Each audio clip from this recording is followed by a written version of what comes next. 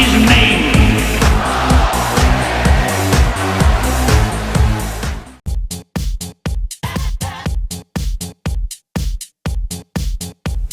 I have a woefully undersubscribed subreddit, so please do me a favour. If you're a Redditor, head on over to r/postmortem studios and talk about anything related to any of my shenanigans. Peace. Hello my lovelies. I want to talk today about SLA Industries because they have a new edition in the works. Not that far off, you know, Kung Flu notwithstanding, and it looks really good. The artwork looks really good.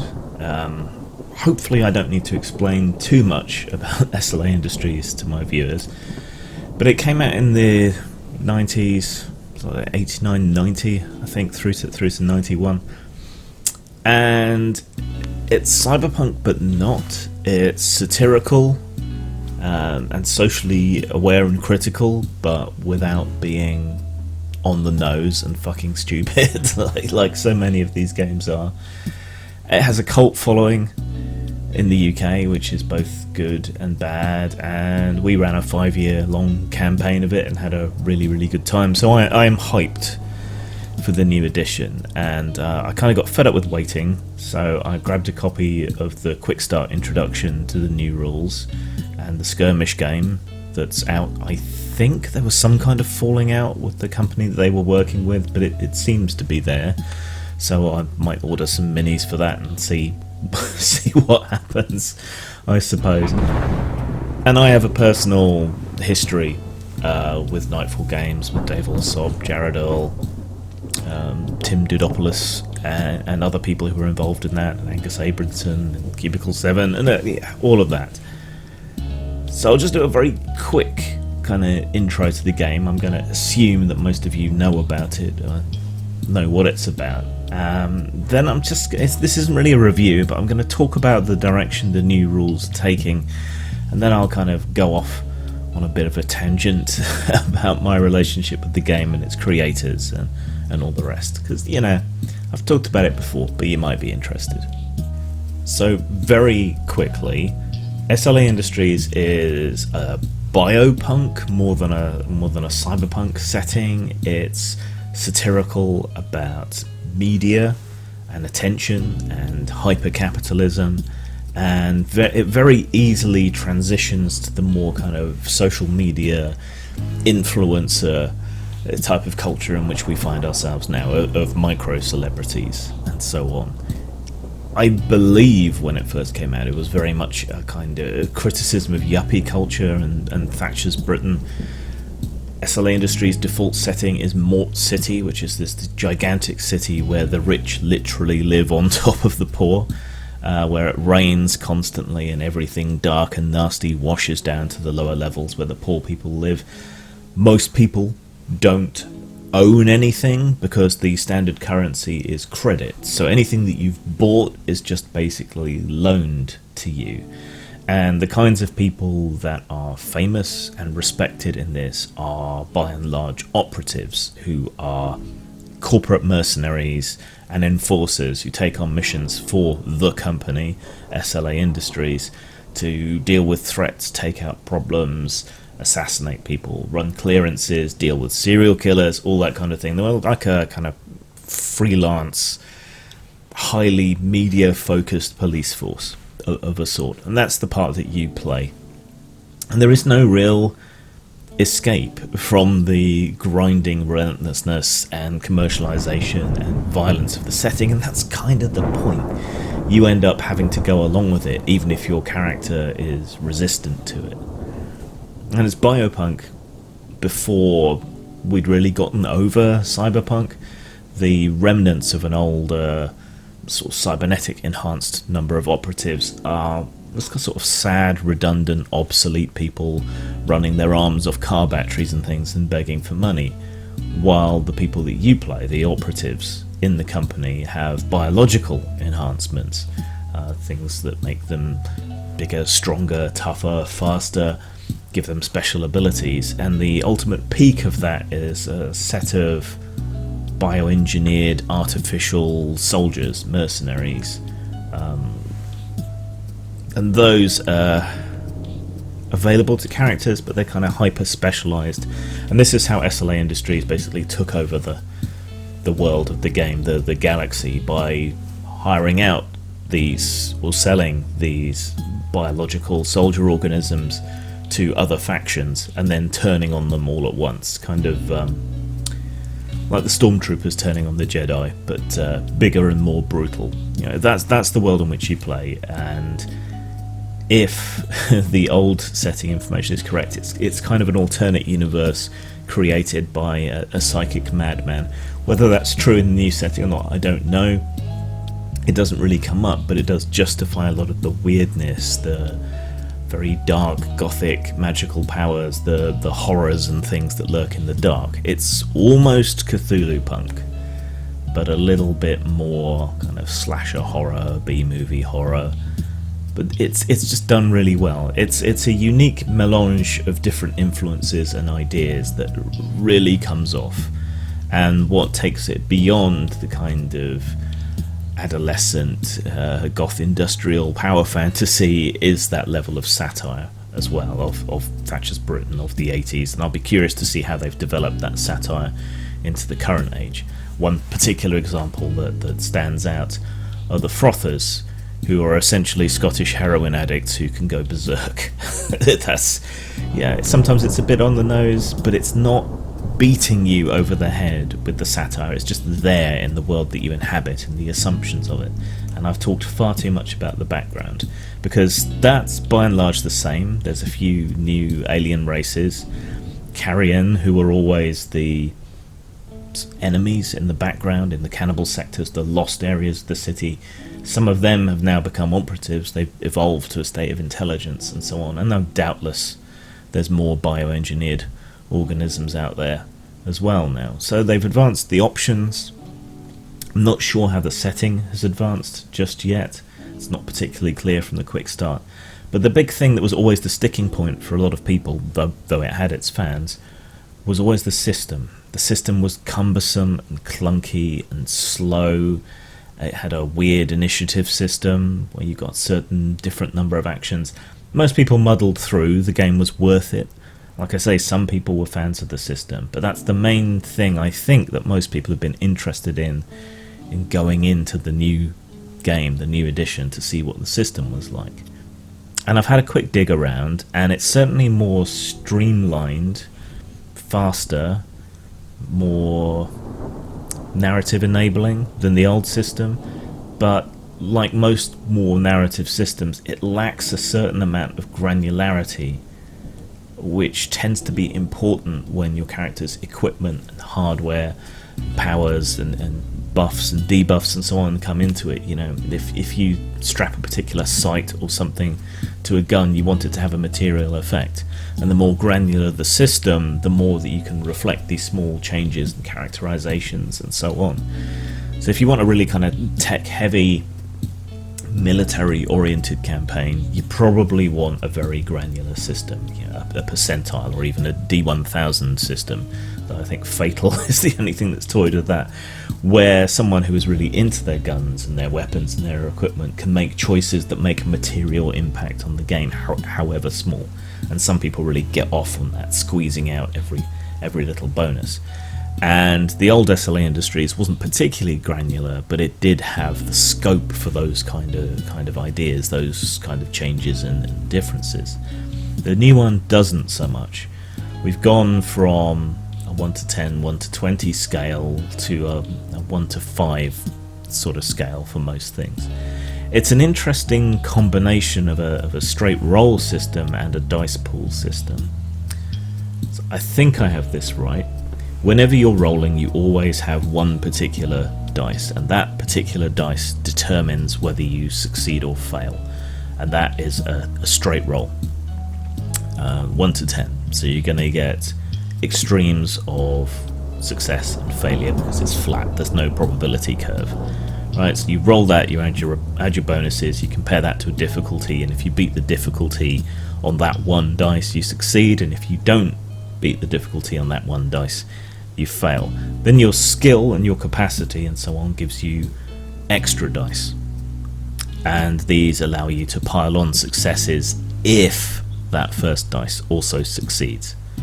So if you beat the target number on your main dice and 2 extra dice, you have a better degree of success. And in combat and so on, that reflects, obviously.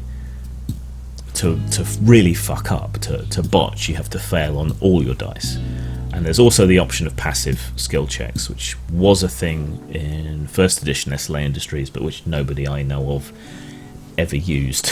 We always made people roll because the chance of failure just adds something to the game. But that's here as well. So if you've got a certain degree of skill, you can automatically succeed in certain unchallenging or routine tasks, which I guess is a fair enough way of doing things, like taking your time to repair an engine when you're not under fire and that sort of thing, or noticing something just by scanning a room, rather than actively turfing everything out and so on.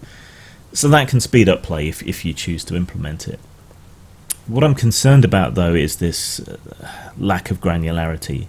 You can modify by adding and removing bonuses, you can modify by adding and removing dice, but with a 1 to 5 scale, normally, rolling a maximum of 6 dice, because if you have a skill in anything, you get 1 extra bonus dice anyway.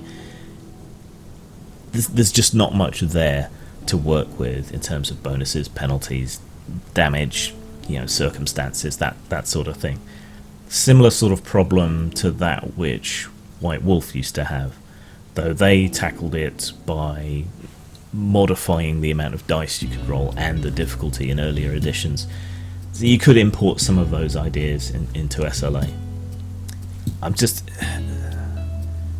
I always played SLA Industries fairly gritty, but players and so on were trying to do spectacular things and honing their skill level in order to present the world as though it wasn't gritty, to get the attention of the cameras and so on. So I'm concerned about the flat level of the rolls, because you tend to get big swings and roundabouts with that. Having passive checks modifies that a little bit, but even so, I've tended to become much more of a fan of a system that has a bell curve where average results are more likely.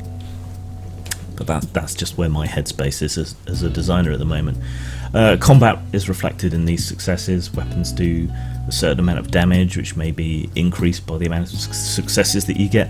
One thing I did note going through the quick start rules was that there is a minimum level of damage for certain weapons, and I'm just not sure about that. There's a friend of mine, Tim, who has this particular bugbear about randomized damage or fixed damage, because to his mind, you can always just strike a glancing blow with whatever weapon it might be, or the person might be lucky and none of the shrapnel might hit them. So to his point of view, there should always be a possibility of no damage or 1 damage, or the lowest possible damage in whatever system there is, and then as high as it can go otherwise. And he's partially convinced me. So when I see a weapon listing, say, 1d10 minus 2 damage, minimum 3 damage, I'm thinking, well, no, the minimum damage should be 1 or none, because it still might strike a glancing blow. But that's something you could easily house rule if that was your bag. The initiative system is a lot simpler. You get 1 action a turn. That's it. Some actions combine things, so move and attack is a potential charge action. That'll be more difficult, but you might do more damage. Otherwise, yeah, you get 1 action a turn. I'm not sure how I feel about that. I tend to prefer maybe 2 or 3 actions and give people free choice. I like the way Zombicide handles its actions and its turns, and that's a board game, but that's an idea which I'm importing into a lot of games that I make these days. This idea that you have a set number of actions, but you can do combinations of things within that. 1 action at a time. It's okay. I guess it's fast. Initiative is interesting. I've become a fan of kind of reverse order and hold actions and so on, but that can become cumbersome. I like Blue Planet's initiative system. In this one, you roll initiative, and whoever gets the highest gets to act first, but you declare your actions in reverse order before they're actually executed and done. So if you have higher initiative than someone, you get to hear what they're going to do beforehand, and then you get to act before they do. So you could do things like step between a friend of yours who's vulnerable and an attacker, seeing that they're lining up a shot, that sort of thing. All these things considered together, it's a little bit cumbersome, but nowhere near as much as the old system. And overall an improvement. I'm just concerned about the granularity, the scope of the system to deal with superhuman efforts and things, and those meaningful choices that I was talking about. And I'm a little bit concerned about the minimum damage. The one action a turn feels like you're going to be waiting a long time to do something if you have a reasonably sized group. The minimum damage is a bit of a worry, but overall it's leaps and bounds an improvement over the old system. The last thing that really slowed down the old system was that different weapons did different amounts of armor damage. So even if your armor protected you, it would get whittled away. So you had to keep track of hit points not only for yourself but for your armor in each individual location on your armor, and that took a lot of subtraction and addition if you were doing repairs, and slowed things down a lot. That's still there, but it's a much more compressed scale, which I guess is easier. So all things considered, I know I love the background. I know Dave Alsop's art is fantastic, and it looks like a couple of other artists they've lined up are really good. And I'm looking forward to it. I'm looking forward to seeing how it plays out. As a system, it's a bit different to anything else I've seen, so it's going to take a little bit of getting used to. I'm curious to see how that will function in play. Maybe I'll run a session online and we'll find out. Who knows? My relationship with SLA Industries and Nightfall Games is interesting. Like I say, I was a big fan of the game. Me and a friend of mine went to a small convention that was just for fans of SLA Industries. Got to meet Dave and some of the others. I've become good friends with Tim Dudopoulos. I was good friends with Dave Alsop, but he's kind of reclusive in a lot of ways. He used to house share with Angus Abramson, who I used to LARP with and work with, and we tried to set up Chronicle City together, things like that. So I would spend quite a lot of time at Angus's, and me and Dave would watch terrible horror movies late into the night and discuss SLA Industries, and I always felt we were on the same sort of wavelength. So I ended up doing some freelancing for them on a few books, wrote Cannibal Sector 1, and was even line developer for a very brief period, though I didn't accomplish anything as line developer because there was no money, no instruction. What was I supposed to do? Not a lot, really. There's also this very active fan community, and that's a kind of two-edged sword when it comes to games or anything else. There was an attempt to kind of engage that fan community in SLA Industries as we were trying to resurrect it and move on, and as I was supposed to be line developer. But the trouble is, with a game that's lain fallow for such a long time, people have very much developed their own ideas, their own backgrounds, and so on. And as a result, they try to impose their own vision of the game and of the universe on the people who created it. To an extent, you could call that fan entitlement. I understand it, and I think people who remain fans while something is not being developed any longer, I think that's a good thing, and we owe them a lot. But trying to make that work as you're trying to recreate the game and bring life back to it, and even inviting them in to write stuff for it, it didn't really work. There was clashes between myself and some of the fans who wanted to very much alter the background and remove material that I'd written, and it was a bit of a mess.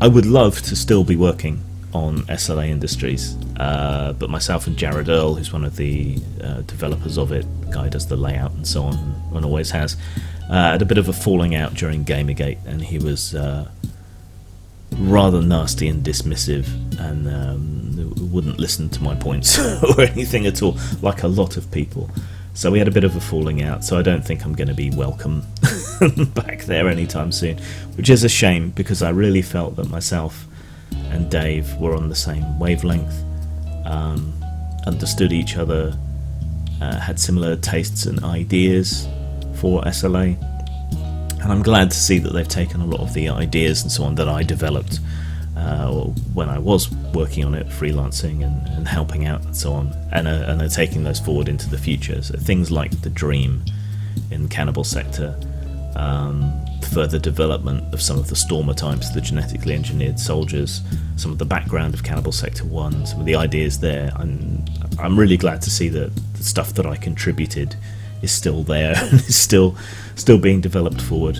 It's just a shame that I feel I'm not going to get the opportunity to work on it again, but there's always fan material and blogging.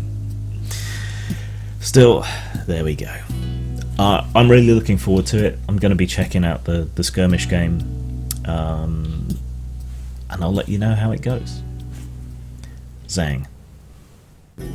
A problem for every games master has always been coming up with adventure ideas. For years now, Postmortem Studios has been helping out with the 100 Adventure Seeds line. These provide adventure ideas for all genres, and you can get them at RPG Now or lulu.com.